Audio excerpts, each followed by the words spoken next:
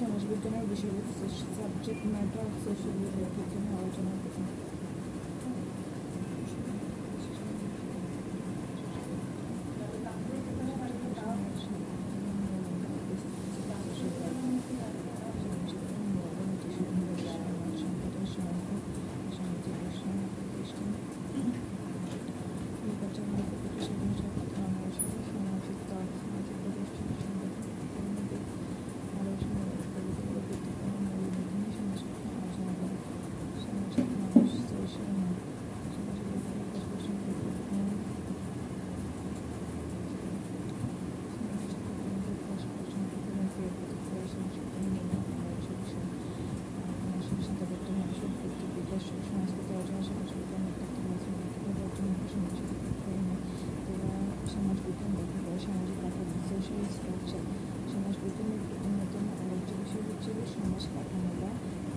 Structure সমাজ কাঠামোর অর্থের বিষয় হচ্ছে সামাজিক সমষ্টি, দল, বিবাহ, পরিবারের গঠন, অর্থনৈতিক প্রতিষ্ঠান, রাজনৈতিক প্রতিষ্ঠান, ধর্মীয় প্রতিষ্ঠান এবং আইনসংক্রান্ত প্রতিষ্ঠান, সাংস্কৃতিক প্রতিষ্ঠান প্রভৃতি।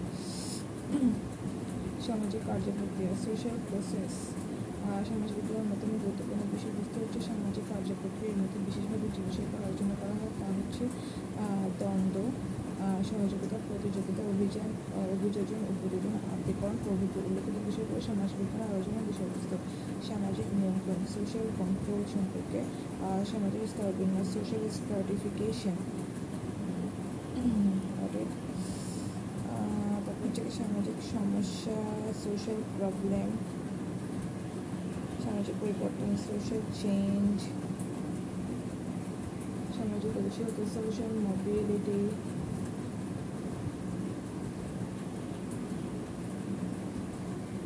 গঠন পদ্ধতি সোশ্যাল ফর্মস অ্যান্ড নেচার। যেহেতু সামাজিক সমস্যা নয় উপকারিতা, তাহলে হচ্ছে সাবজেক্ট ম্যাটার অফ সোশিয়োলজির মধ্যে তুমি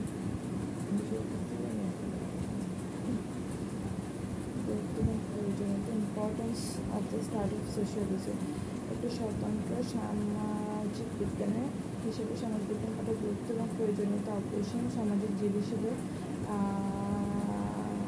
লাগবে না। নীতি নির্ধারণ ও তার বাস্তবায়নের ক্ষেত্রে মানব সমাজের বিজ্ঞানসম্মত আলোচনার ক্ষেত্রে মানব সমাজ সম্পর্কে জানার জন্য, সামাজিক প্রতিষ্ঠানের গুরুত্ব সম্পর্কে ধারণা লাভ করার জন্য, আর্থিক সামাজিক পরিবর্তন সম্পর্কে ধারণা লাভ, সামাজিক পরিকল্পনার ক্ষেত্রে, সামাজিক সমস্যা সমাধানের ক্ষেত্রে, অপরাধ সম্পর্কে ধারণা লাভের ক্ষেত্রে কেন পড়তে সোশিয়োলজি এটাকে।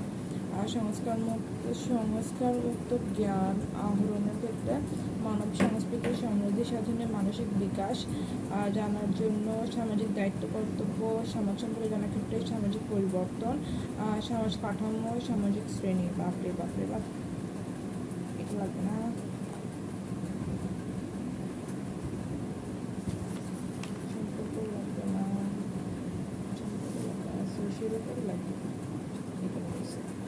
সোশিয়োলজি আর ইকোনমিক্স লাগবে আমার।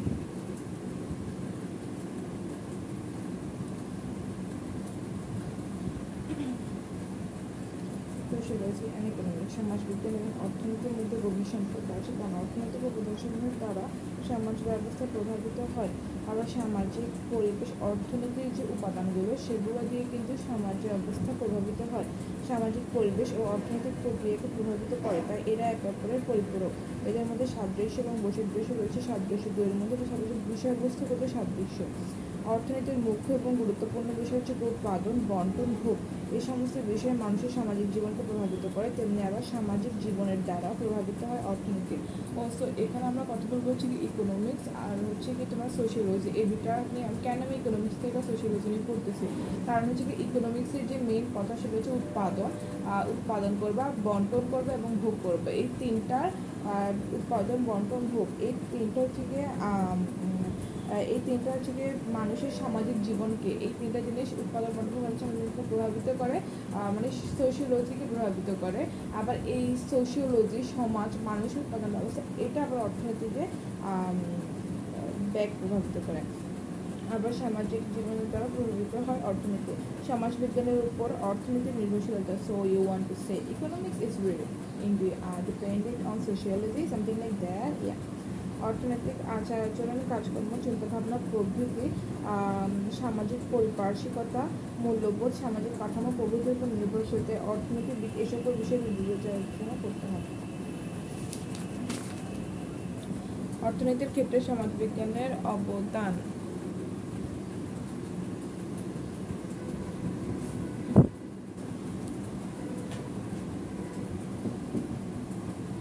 অর্থনীতির ক্ষেত্রে সমাজবিজ্ঞানের অবদান। অর্থনীতির কারণেই বহু সামাজিক ঘটনা ঘটে। অর্থনীতির ক্ষেত্রে সমাজবিজ্ঞানের অবদান। সোশিওলজি কি ভূমিকা মনে রাখতে হবে, আমি এখন যে অর্ধেকের পড়তে সেটা হচ্ছে সোশিওলজি। সেখানে মেন ক্যারেক্টার হিসেবে আমরা সোশিওলজিকে রাখবো। সোশিওলজি কীভাবে কাকে প্রভাবিত করতেছে সেটা নিয়ে আমরা কথা বলবো। অর্থনীতির ক্ষেত্রে সমাজবিজ্ঞানের অবদান। অর্থনীতির কারণে বহু সামাজিক ঘটনা ঘটে, অনুরূপভাবে বহু অর্থনৈতিক ঘটনার জন্য সামাজিক কারণ দায়ী। তাই অর্থনীতির বিভিন্ন সমস্যা ব্যাখ্যা বিশ্লেষণের ক্ষেত্রে সামাজিক দৃষ্টিভঙ্গির প্রয়োজন। সমাজবিজ্ঞানের উপর অর্থনীতির প্রভাব। অর্থনৈতিক উপাদান এবং শক্তিসমূহের প্রভাব সমাজ জীবনে পরিলক্ষিত হয়। অর্থনৈতিক প্রক্রিয়ার বিকাশও সমাজ জীবনকে প্রভাবিত করে। অনুশীলনের ক্ষেত্রে সাদৃশ্য। সমাজবিজ্ঞান ও অর্থনীতির অনুশীলনের ব্যাপারে অনেক ক্ষেত্রে সাদৃশ্য বিদ্যমান। বৈসাদৃশ্যগুলো দেখো। উপযুক্ত সাদৃশ্য থাকা সত্ত্বেও উভয় বিজ্ঞানের মধ্যে বৈসাদৃশ্য বর্তমান, যা নিম্নরূপ।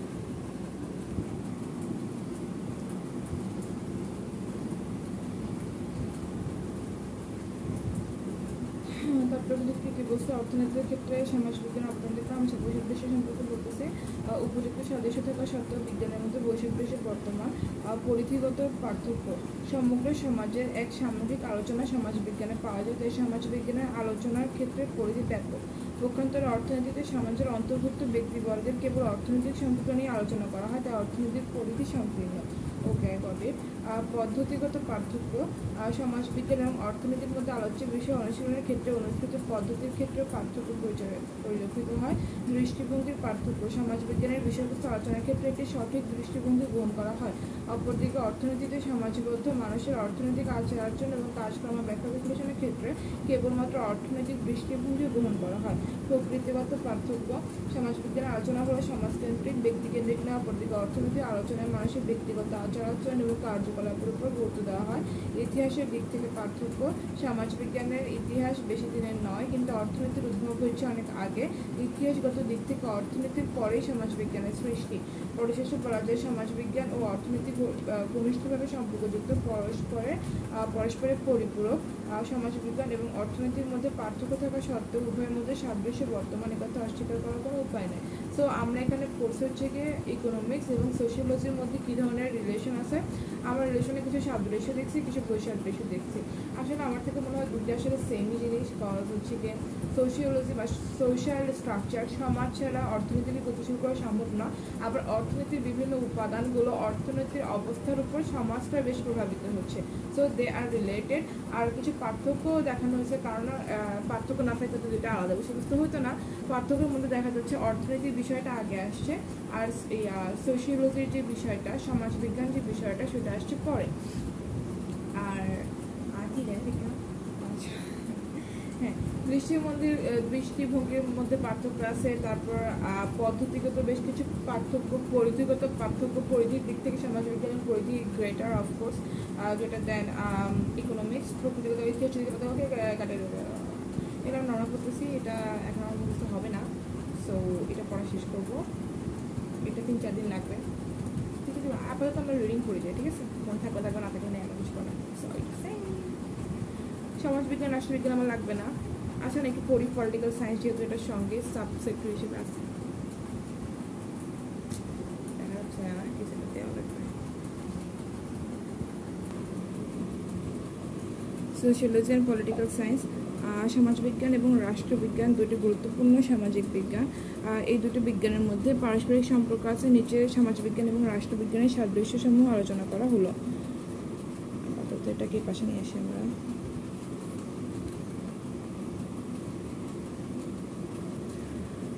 সমাজ এবং রাষ্ট্রের ধারণা। সমাজবিজ্ঞান ও রাষ্ট্রবিজ্ঞান দুটি গুরুত্বপূর্ণ সামাজিক বিজ্ঞান। এই দুটি বিজ্ঞানের মধ্যে পারস্পরিক সম্পর্ক বিদ্যমান। নিচে সমাজবিজ্ঞান এবং রাষ্ট্রবিজ্ঞানের সাদৃশ্য সমূহ আলোচনা করা হলো। উভয়ের মধ্যে সাদৃশ্য সমাজবিজ্ঞান এবং রাষ্ট্রবিজ্ঞান। পলিটিক্যাল সায়েন্স অ্যান্ড সোশিওলজি, রাষ্ট্রের ধারণা। সমাজকে কেন্দ্র করে সমাজবিজ্ঞান, আর রাষ্ট্রবিজ্ঞান রাজনৈতিক বিষয়, রাষ্ট্র, নাগরিক, দায়িত্ব, কর্তব্য ইত্যাদি বিষয় নিয়ে গড়ে ওঠে। সাদৃশ্য তো জানি না এখানে এটা কীভাবে সাদৃশ্য হলো।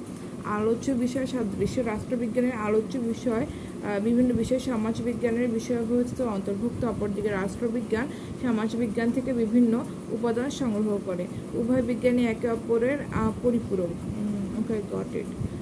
বিষয়বস্তু অন্তর্ভুক্ত, তাহলে বলতে হবে তাহলে রাষ্ট্রবিজ্ঞানটা একটু বিগ পরিসরে থাকে আর কি।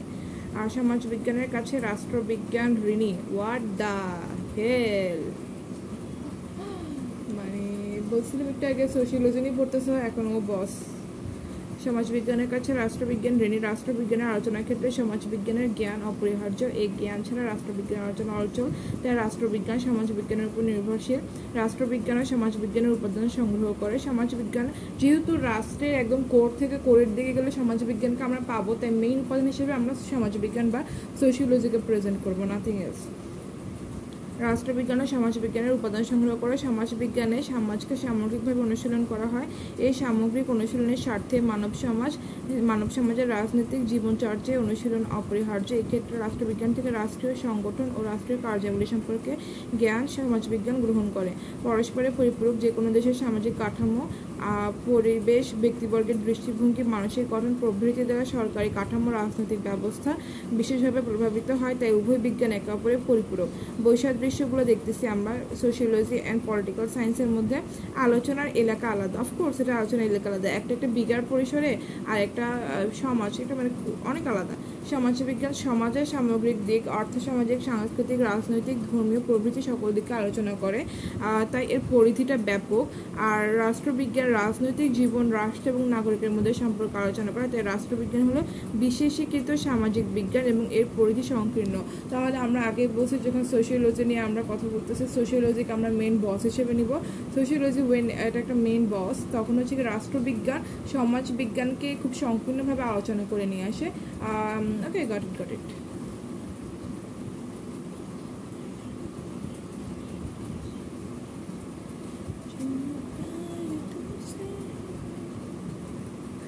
দৃষ্টিভঙ্গির পার্থক্য। সমাজবিজ্ঞান মানুষের সামাজিক জীবে পরিণত হওয়া সম্পর্কে আলোচনা করে। আর অপরদিকে রাষ্ট্রবিজ্ঞান মানুষকে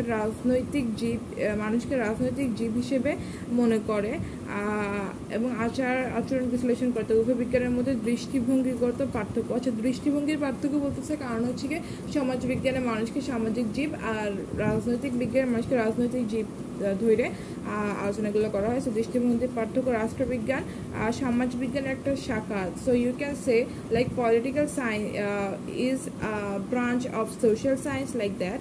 সমাজবিজ্ঞান একটি সামগ্রিক ও সম্পূর্ণ বিজ্ঞান। অপরদিকে রাষ্ট্রবিজ্ঞান সমাজবিজ্ঞানের একটা অংশ। যেমন আমরা নিজেরাই তো সোশ্যাল সায়েন্সে পড়তেছি। সো আমরা ব্রাঞ্চ, ওকে, হোয়াটএভার।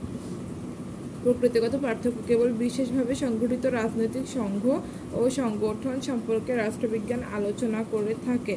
আর যে কোনো সংগঠিত বা অসংগঠিত এমনকি স্থায়ী অস্থায়ী সংগঠন সমাজবিজ্ঞানের আলোচনা অন্তর্ভুক্ত। এক্ষেত্রে উভয় বিজ্ঞানের মধ্যে প্রকৃতিগত পার্থক্য লক্ষ্য করা যায়।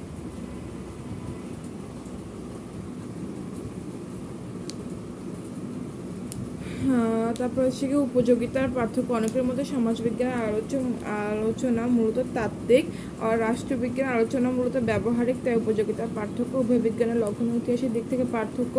সমাজবিজ্ঞান অনেক আগে আসছে, রাষ্ট্রবিজ্ঞান পরে। রাষ্ট্রবিজ্ঞান যদি স্বতন্ত্র সামাজিক বিজ্ঞান, এ বিষয়ে দ্বিমতের অবকাশ নেই। ওকে গট ইট, এগুলো লাগবে না, এটা লাগবে। সমাজ বিজ্ঞান কি একটি বিজ্ঞান কিনা? Is sociology a science? সমাজ বিজ্ঞান কি একটি বিজ্ঞান?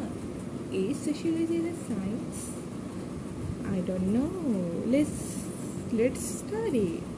Let's আচ্ছা, সমাজ বিজ্ঞান কি একটি বিজ্ঞান? Is sociology a science? The story of sociology, আচ্ছা নিজে বলি তো, লেখাই আছে সমাজ বিজ্ঞান, তাহলে কেন এটা বিজ্ঞান হবে না? আচ্ছা কেন বিজ্ঞান আমরা সেটা হিসেবে তো পড়তে পারি, তাই না? পড়ি না। The story of sociology is as old as human thought and as new as the day's newspaper. Robert Bierstedt. The story of sociology is as old. Okay. The story of sociology is as old as human thought and as new as the day's newspaper. তুমি কি আসলে কি বললো? আমার মাথার উপর দিয়ে গেল। বলছে যে সোশিওলজির যে স্টোরিটা সেটা হিউম্যান থট, মানুষের চিন্তাভাবনার মতোই পুরনো, কিন্তু প্রতিদিনের খবরের কাগজের মতো নতুন। ওয়াও, কি কিউট বলছে। রবার্ট বিয়ারস্টেড। একটি স্বতন্ত্র বিজ্ঞান হিসেবে সমাজবিজ্ঞানের উদ্ভব ঊনবিংশ শতাব্দীর মধ্যভাগে পূর্বে সম্ভব হয়নি, তবে সমাজ সম্পর্কে চিন্তার ইতিহাস সমাজের ন্যায় অতি প্রাচীন এবং দীর্ঘদিনের। অন্যান্য বিজ্ঞানের তুলনায় সমাজবিজ্ঞান সর্বকনিষ্ঠ। সমাজবিজ্ঞান সম্পর্কে ধারণা দেন হচ্ছে গিয়ে ইবনে খালদুন তার অমর আল মুকাদ্দিমা গ্রন্থে। Wow, Ibn Khaldun I think so, আশা করি আমি উল্টাপাল্টা উচ্চারণ করতেছি না। ইবনে খালদুন তার অমর আল মুকাদ্দিমা গ্রন্থে, এই গ্রন্থে তিনি আল উমরান এবং আল আসাবিয়া এই শব্দ দুটি চয়ন করে সমাজবিজ্ঞান সম্পর্কে সর্বপ্রথম ধারণা দেন। ইবনে খালদুনের সমাজবিজ্ঞান সম্পর্কিত আলোচনা বহু পরে সেন্ট সাইমন সমাজবিজ্ঞানের গুরুত্ব অনুধাবন করেন এবং সাইমনের ছাত্র অগাস্ট কম্ট 1838 সালে সোশ্যাল ফিজিক্স নামে সমাজবিজ্ঞানের নামকরণ করতে চান, কিন্তু পরে 1839 সালে সোশ্যাল ফিজিক্স এর পরিবর্তে সোশিওলজি শব্দটি চয়ন করেন। আর আগস্ট কোতি হচ্ছেন আধুনিক সমাজবিজ্ঞানের জনক। ওয়াও, বেশ একটা ছোটখাটো ইতিহাস পাই গেলাম আমরা যে সোশিওলজি কোথা থেকে আসছে। আমার ভিডিও সুন্দর হয় না কেন?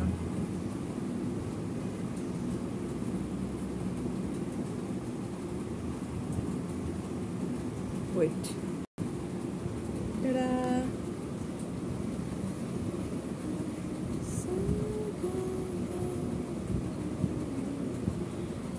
তাহলে আমরা কি দেখলাম? সমাজবিজ্ঞানের একটু ইতিহাস ঘুরে আসলাম আর কি। 1:30 বাজে। The story of sociology is লাইনটা আমার খুব ভালো লাগছে। The story of sociology is as old as human thought but as new as the day's newspaper. Robert Bierstedt যেটা বলছে, একটি স্বতন্ত্র বিজ্ঞান হিসেবে সমাজবিজ্ঞানের উদ্ভব ঊনবিংশ শতাব্দীর মধ্যভাগের পূর্বে সম্ভব হয়নি, তবে সমাজ সম্পর্কে চিন্তার ইতিহাস সমাজের ন্যায় অতি প্রাচীন এবং দীর্ঘদিনের। অন্যান্য বিজ্ঞানের তুলনায় সমাজবিজ্ঞান সর্বকনিষ্ঠ। সমাজবিজ্ঞান সম্পর্কে সর্বপ্রথম ধারণা দেন কে? ইবনে খালদুন। এটা খুব ভালো লাগছে যে সোশিওলজির উদ্ভব একজন মুসলিম কারো হাত দিয়ে হয়েছে, ইবনে খালদুন তার অমর আল মুকাদ্দিমা গ্রন্থে। একটু জানি রাখি যে সোশিওলজির উদ্ভব বা ধারণার ফার্স্ট স্টার্ট হয়েছে ইবনে খালদুনের হাত ধরে এবং তার গ্রন্থ আল মুকাদ্দিমা। ইবনে খালদুন আল মুকাদ্দিমা গ্রন্থে তিনি আল উমরান এবং আল আসাবিয়া এই দুইটা শব্দ উচ্চারণ করে সমাজবিজ্ঞানের ধারণা দেন। ইবনে খালদুনের সমাজবিজ্ঞান সম্পর্কিত আলোচনা বহু পরে আসছে একজন হিন্দু, আই থিঙ্ক, নাকি saint, I don't know, saint Simon. যদি হিন্দু হয় সেটা অনেক বেটার, লাইক হচ্ছে ইসলাম থেকে ডিরেক্ট একজন হিন্দুর হাত ধরে সোশিওলজি আসছে। ইবনে খালদুন ফার্স্ট স্টার্ট করছে ধারণা, এরপর আসছে সেন্ট সাইমন, সেখান থেকে ইংলিশ ম্যানের কাছে চলে গেছে। আমার জানা মতো সেন্ট সাইমন কি ইন্ডিয়ান নাকি, আই ডোন্ট নো, দেখলাম মোবাইলটাই তো পাচ্ছি না। সেন্ট সাইমন সমাজবিজ্ঞানের গুরুত্ব অনুধাবন করে এবং সাইমনের ছাত্র অগাস্ট কমিটি পড়তাম একটু আগে, যদি আমি অগাস্ট কম্ট 1838 সালে সোশ্যাল ফিজিক্স, অগাস্ট কম্ট নিয়ে আসছিল সোশ্যাল ফিজিক্স নামে। পরে 1839 সোশ্যাল ফিজিক্স সোশিয়োলজি অর্জন করা। অগাস্ট কোথ হচ্ছে গিয়ে আধুনিক সমাজবিজ্ঞানের জনক। I love him, August Comte. তাহলে আমাকে একটু ছোটোখাটোভাবে ইতিহাসটা বলে দিন আরেকে। সেটা হচ্ছে ফার্স্ট আসছে ইবনে খালদুন, তার কোন গ্রন্থ জানি আল মুকাদ্দিমা, ইবনে খালদুনের আল মুকাদ্দিমা গ্রন্থ। সে আল মুকাদ্দিমা যে গ্রন্থ, সে আল মুকাদ্দিমা গ্রন্থের মধ্যে উনি উমরান, দুটো শব্দ আল উমরান আল আসাবিয়া, আল উমরান আল আসাবিয়া দুটো শব্দ নিচ্ছে। ইবনে খালদুনের পর সেন্ট সাইমন হচ্ছে গিয়ে সোশিয়োলজি নিয়ে কাজ করছে। সেন্ট সাইমনের ছাত্র অগাস্ট কমিটি কি করছে, সোশিয়োলজি ওয়ার্ডটা নিয়ে আসছে। অগাস্ট কমিটির পর আসছে অগাস্ট কোথ, যাকে বলা হয় আধুনিক সমাজবিজ্ঞানের জনক। আধুনিক সমাজবিজ্ঞান একটি স্বতন্ত্র বিজ্ঞান হিসেবে স্বীকৃতি লাভ করেছে।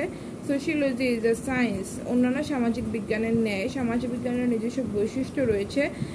পূর্ণাঙ্গ বেসামাজিক বিজ্ঞান অবশ্যই একটির কারণ মানেন না, যেখানে সামাজিক বিজ্ঞান সমূহ একটি সংক্ষিপ্ত সংস্করণ, ভিন্ন আর কিছুই নয়। সমাজবিজ্ঞান একটি স্বতন্ত্র বিজ্ঞান কিনা তার বিশ্লেষণের প্রয়োজন আছে। যে সমাজবিজ্ঞান একটা সত্যিকারের is it a part or is it really a science? Is it a part of science or it is a science itself?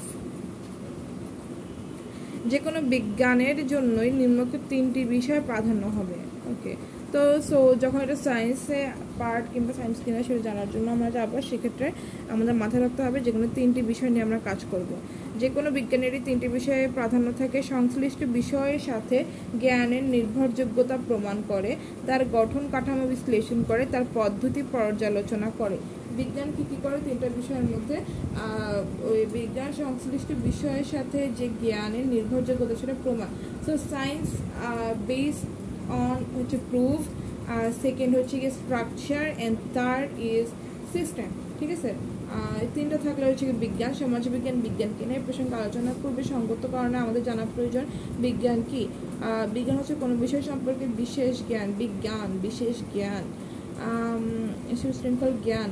আবার আমরা বলেছি সুসংজ্ঞাবদ্ধ জ্ঞানে বিজ্ঞান। ওয়েবস্টার্স থার্ড ইন্টারন্যাশনাল ডিকশনারিতে বিজ্ঞানের সংজ্ঞা দিতে গিয়ে বলেছেন যে সায়েন্স ইজ সিস্টেম্যাটিক নলেজ।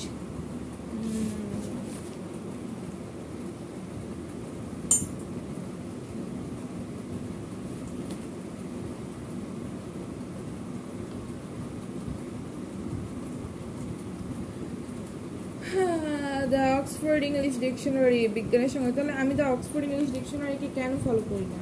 মুড়ি যাওয়া উচিত না? আমরা মিশতে মাথায় কিছু থাকে না। দ্য অক্সফোর্ড ইংলিশ ডিকশনারি বিজ্ঞানের সংজ্ঞা দিতে গিয়ে বলেছেন গবেষণালব্ধ জ্ঞানই বিজ্ঞান।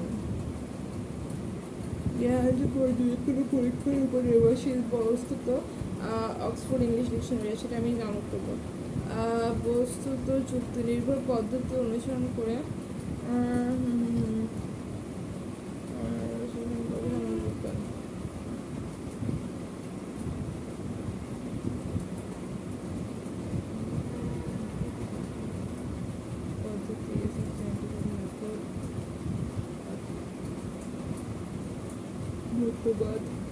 মূল্যবোধ নিরপেক্ষতা, value free, scientific method, concept, theory, value free.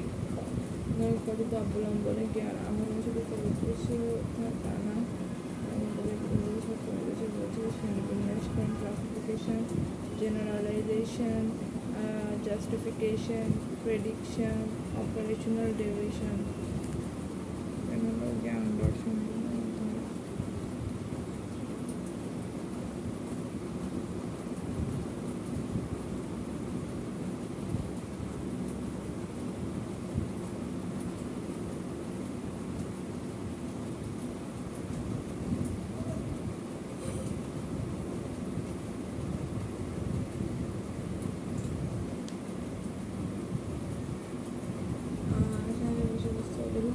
আমরা এতটুকু করে উঠে যাবো কেন?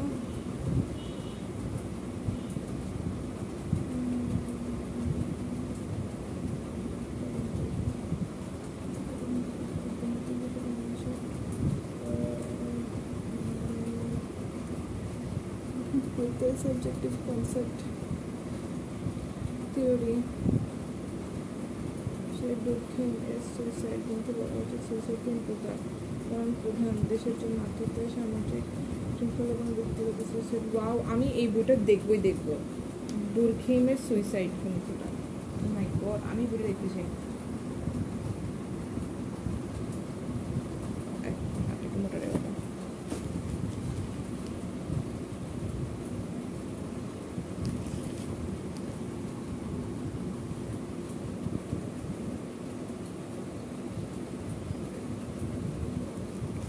আমি দেখবো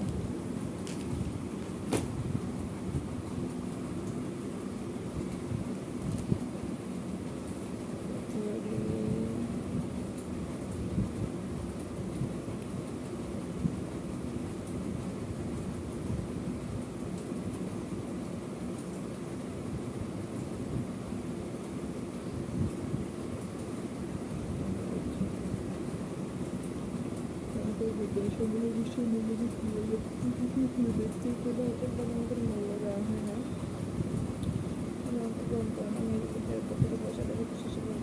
বিজ্ঞানী পদ্ধতি এবং পদ্ধতির শব্দ বলে সমাজ বিজ্ঞান না করার কোনো কারণ নেই। অনুসরণ করে অনুসরণ করে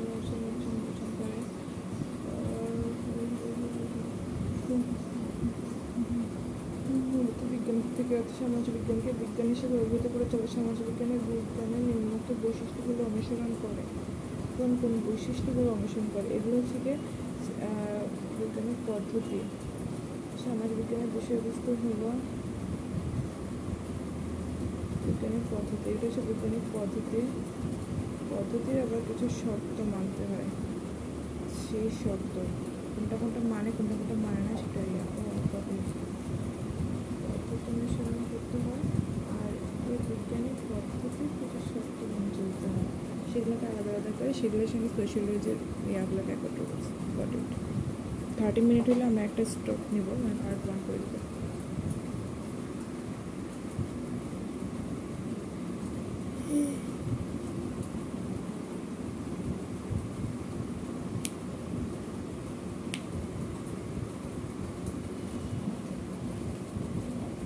বিজ্ঞানের বিষয়বস্তু হচ্ছে সমাজ, আর এই সামাজিক বিষয়ের বিজ্ঞান ভিত্তিক বিশ্লেষণ করে সমাজ বিজ্ঞান। তবে এটাকে বিজ্ঞান বলা চলে। কোন বিষয়কে বিজ্ঞান হতে হলে কিছু বৈজ্ঞানিক পদ্ধতি অনুসরণ করে চলতে হয়। বৈজ্ঞানিক পদ্ধতি ইউজ অফ সায়েন্টিফিক মেথড, বৈষয়িক প্রত্যয়, সাবজেক্টিভ কনসেপ্ট, মতবাদ, থিওরি, মূল্যবোধ, নিরপেক্ষতা, ভ্যালু ফ্রি। এই চারটা হচ্ছে কি তোমার বিজ্ঞান হওয়ার জন্য চারটা বৈজ্ঞানিক পদ্ধতি, চারটা পদ্ধতি সমর্থন করে। বৈজ্ঞানিক পদ্ধতি ইউজ অফ সায়েন্টিফিক মেথড, বৈষয়িক প্রত্যয়, সাবজেক্টিভ কনসেপ্ট, মতবাদ বা থিওরি আছে, অফকোর্স আছে, মূল্যবোধ, নিরপেক্ষতা, ভ্যালু ফ্রি। আর হচ্ছে কি এগুলোর আবার কিছু শর্ত, শ্রেণীবিন্যাসকরণ, ক্লাসিফিকেশন, সাধারণীকরণ, generalisation, justification, prediction, operational division.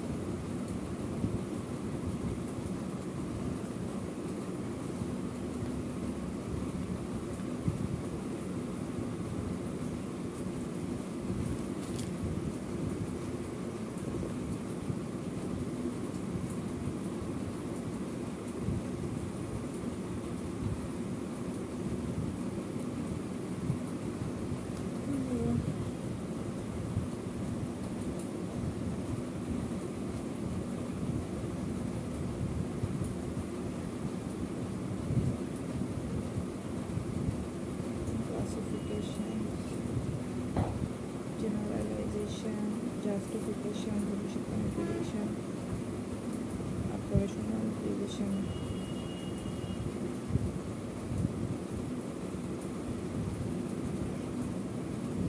বিজ্ঞানের প্রথম বৈশিষ্ট্য হচ্ছে গিয়ে সে বের করা।